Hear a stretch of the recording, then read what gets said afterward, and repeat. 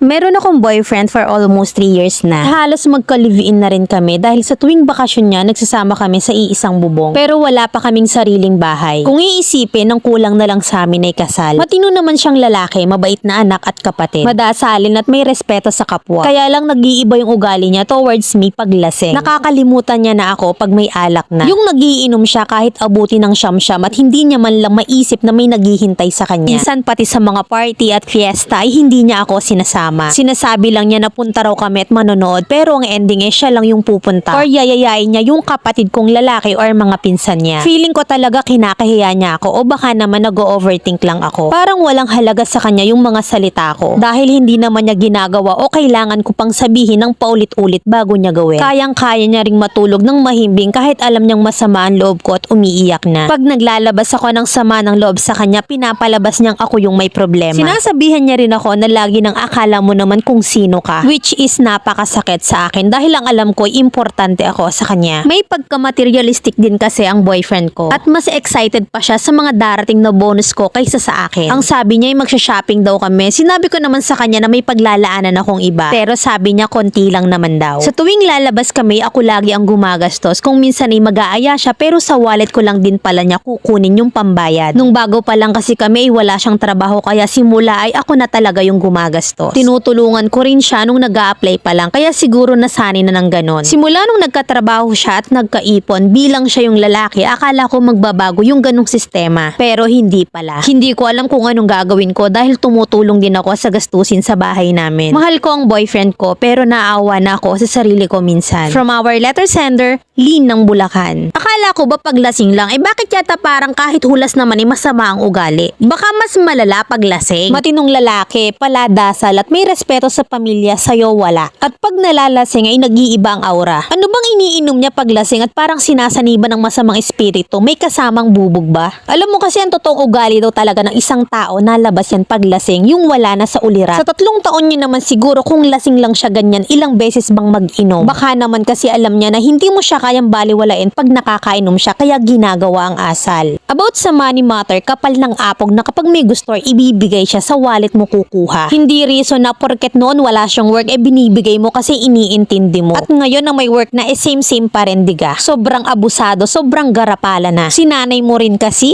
Minsan kasi pag sobrang mahal natin yung tao, nabubulag tayo sa mga bad sides. At laging nakikita lang natin yung mahal natin sila. At kapag napuno ka na at feeling mo dihado ka na, dun mo lang may isip na teka, inaabuso na ako ng hinayupak na to. Sa lagay mo ang tingin ko nauupos ka na sa kanya at pinipilit mo na lang intindihin kasi mahal mo diga. At isa pa nang hihinayang ka sa build ng pinagsamahan nyo. Pero lagi mo ring iisipin na hindi yun sa tagal at hindi rin yun sa pinagsamahan. Pag nararamdaman mo na hindi na tama, doon maalarma ka. Deserve mo ba yung ganyan? Itutuloy mo pa ba kung magpapatuloy ka sa attitude niya? Hindi habang buhay na kayo lang, maaaring magkaanak kayo. Sa tingin mo ba magiging mabuting asawa siya sa'yo pag nagkataon? Isipin mo yung cons and pros at doon ka mag-decide. Limitahan ang alak kung doon nagmumula ang problema. At kung madalas pang laseng kesa sa hulas, inang, dehado ka talaga.